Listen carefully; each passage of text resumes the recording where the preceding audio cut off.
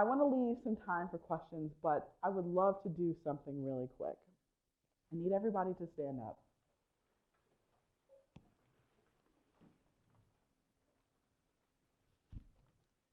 All right, so this side is going to be Group A. This side is going to be Group B. We need to do this actually kind of fast. And so what I realize about the work that we do, about building community, the work that you do as innovators every single day, about those times when we are literally asking for the sunshine and when it is shining on us, we still play small. And we expect people to give us big, audacious opportunities and responsibilities, but they say, but she never speaks up, or he never speaks up. And I can't sometimes trust them with the big opportunity because they don't feel like they're ready. But you know that you're ready. You know that you got this. You know that you not only can be a mentor or a champion or a sponsor, but that you also need those as well. We know that we freaking got this, right? But what happens is there is something that has happened to us along the way that we carry into every single room that we go into. Something that someone needed to say to you that never have the capacity to actually be able to say it. They just can't. They don't have it. And we hold on to that, wishing and praying and just like, I need this person to say this thing, or they should not have said this thing to me. And that's the thing that I walk into every single room with that I don't know how to let go of. But if we're talking about community, the community has the capacity to say those things, to pour those words and that life into you so that we can release it out this room and like leave this room with like the epic confidence of like Kanye West, right? Not the craziness, just the audacity and the confidence, right? And so my instructions for you is to pick that word, that phrase, that thing. For me, when I did this exercise with Lisa Nichols, it was, you are enough. Those are the words that I needed to hear that I had never heard. I have a very stern and strong and driven mother that it was always something else, right? So I was doing all these things, all these amazing stuff, but I never quite felt like it was enough. Some of us, it's I love you. Some of it's you're smart, you're brilliant, you're amazing, you're beautiful, you're creative. Maybe it's even thank you. Whatever that thing is. This side, side A, you're going to close your eyes. Oh, yes. Keep them closed. And if we can spread out, just open your eyes and spread out. I'm sorry. Spread out, because we're going to need people to walk through you a little bit. Spread out, spread out, spread out, spread out, spread out.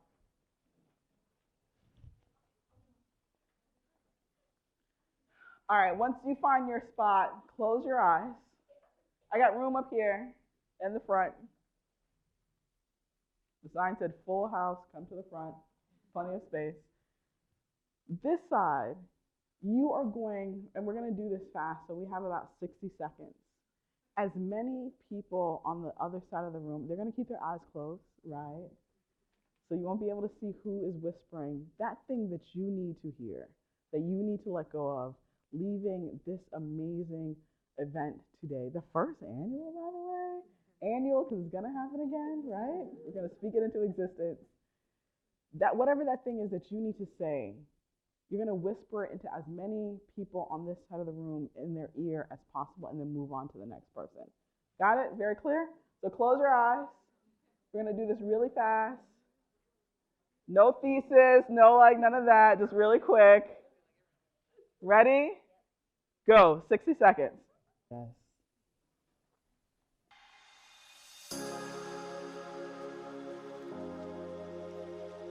If you can, raise your hand.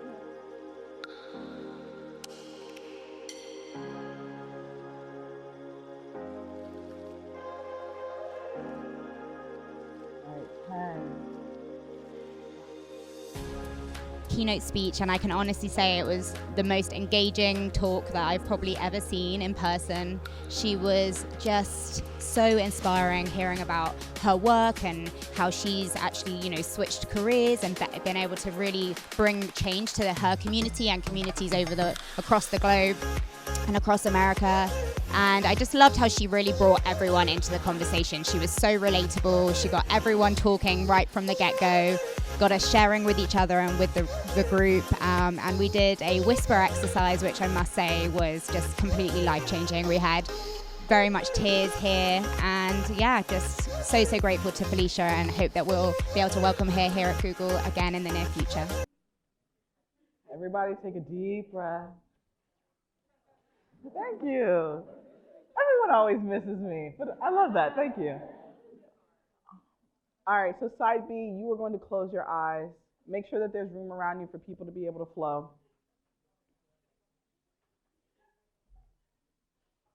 And side A, you know the instructions, right?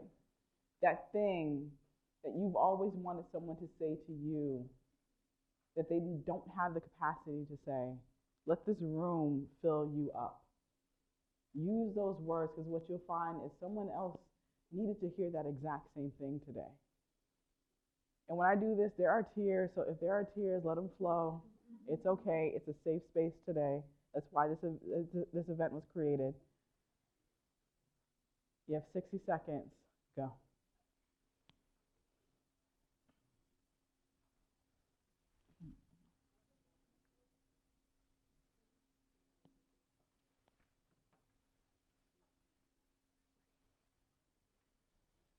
And if anyone, maybe one of the awesome volunteers could get me some tissue, please.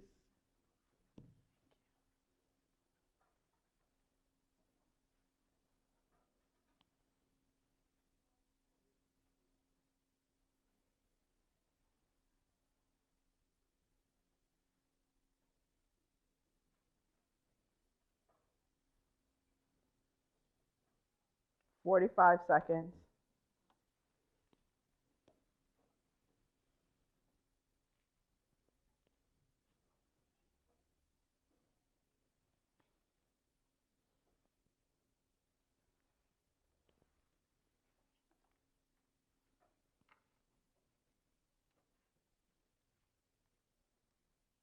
"25 seconds.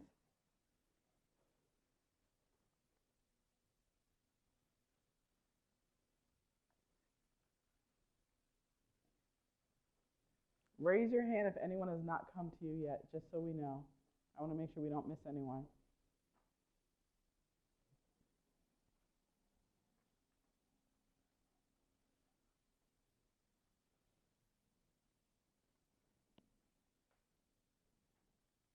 All right, 10, 9, 8, 7, 6, and share with one more person on the way to your seat. All right, you can open your eyes.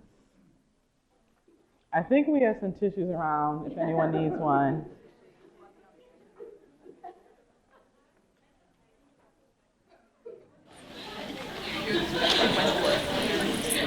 All right. And so my goal was definitely to not bring the mood like way down. Like Felecia, you failed at that. But I wanted to be able to open up everyone in the room just a little bit. And then also be able to then close you back up, right? And set you on this path to guide you for the rest of the day. And for each of the steps that you take leaving here, the work in the world that you live in. I like doing this exercise because one, you just need a release somehow. Two, so much about the work that we do, because it can be daunting, because it's big, because we may never see the fruits of our labor in our lifetime, that's really heavy. And sometimes kind of hard to grasp. But the way we walk into rooms, we walk in with everything, right? Not only our genius and our accomplishments, but our responsibilities to our families, our responsibilities to our friends, sometimes our responsibilities to our countries, our responsibilities to our movements, right? That's a lot to carry every single day. And whether we realize it or not, it affects us in how we show up in the world. But I wanted to be able to use it as a positive tool to know that we do stand on the shoulders of giants. And we all have enormous responsibility. We all owe the people that have come before us a return on their sacrifice. A huge return on their sacrifice, right?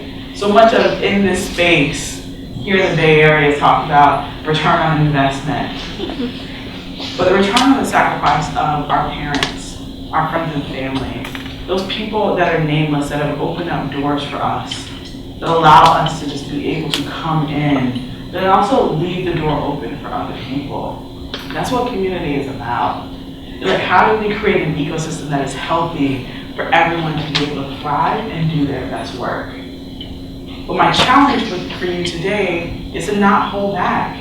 Like, the world deserves to see what you are able to put out every single day.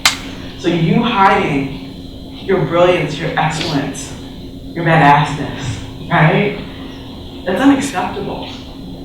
I point to Oprah a lot of times, right? I call her my spirit animal. And I think about what she was able to accomplish. Media, right? Media, like kind of maven, what she was able to accomplish back in the day when Twitter was just a sound, right? Tweet, tweet, right? The cloud was still in the sky, right? Facebook wasn't even invented yet. Heck, Mark Zuckerberg wasn't even born yet, right? The apple was still something that we ate. And we know all this. And if all these amazing people were able to accomplish all that they were able to accomplish without any of the technological advances that we have today, then we have absolutely no excuse to not play full out, to not be amazing at the work that we do.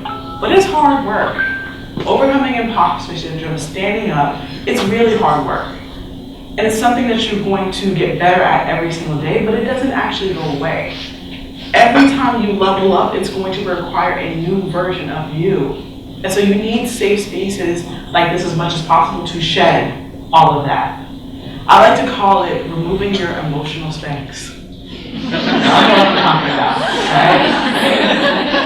A good mentor of mine says that all the time, it's time to move your emotional Spanx. Or your broad, but listen, right? We know when it turns 5 o'clock, we're like, can I take this thing off? Right? But we hold so much in order to be in the rooms that we're in, right? That we have to have these spaces and we have to build these communities where we're not judging anyone else, but we're being as open as we can possibly be so that we aren't like sucking everything in every single time, so that we can be actually who we want to be. I think so much of the work is talked about being who you are, be authentically who you are. And we never really get instructions on what that is. I'm clumsy, right? So I have to wear head wedges. I can't wear stilettos. That's me being my authentic self, right? I love bright colors. I usually wear bright colors. And that's me. I love my short hair because it's easy, right? And 2 kids, I don't have time to like, that's me being authentically me. The organization that I started, the work that I do, the books that I've written, that's me being authentically me. I love desserts. I tell you that, right? I have been eyeing like another one of those pumpkin spice like pastry over there. All those things are me. And the interesting thing that I've seen about this work is not everyone is going to like you or accept you as you are, and they are not your tribe. And that's okay. But we can always find commonality in certain things, but we can also be okay with it just not working out. My challenge for you today around the work that I do is to help me as much as possible rid our communities of innovation deserts. Play full out, and then let's do the work in our communities to build up our communities. And I'm going to tell you why. If we're familiar with Uber Pool, everyone familiar with Uber Pool, right? Yes, we know. The same exact utility of Uber Pool existed in the Black community 30 years ago. It was called the Jitney Taxi. In Little Haiti, in Miami, In Jamaica, it's called a Judah taxi. In Haiti, it's called a tap tap. In all these other areas, this strangers piling into a vehicle, paying a little amount of money to go from point A to point B. Solving major transportation issues in communities that, from a government standpoint, could not figure these things out. We know that as like Uber pool, right? But what happens oftentimes is when communities, especially marginalized communities, are coming up with ideas, sometimes we dismiss them. We laugh at them. We say they're hood, we say they're ghetto, whatever. And we don't really appreciate these ideas for the true innovations and the problems that they're solving at all. We also don't put a global overlay on the impact of these problems that are solving on a local level can solve on a global level. 30 years, the jitney taxi has existed in Miami. Miami itself is looked at as a smart city. It is the only American city in the United States that was formed by a woman.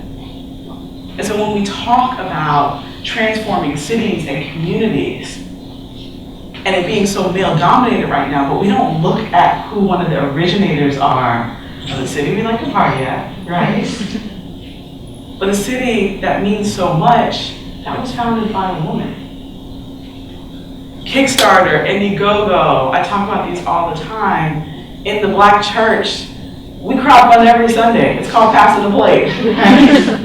It pays for the scholarship fund, it pays for the building fund. It's individuals coming together, $1 here, $10 there, and collectively coming together to put money together. That's happened for generations.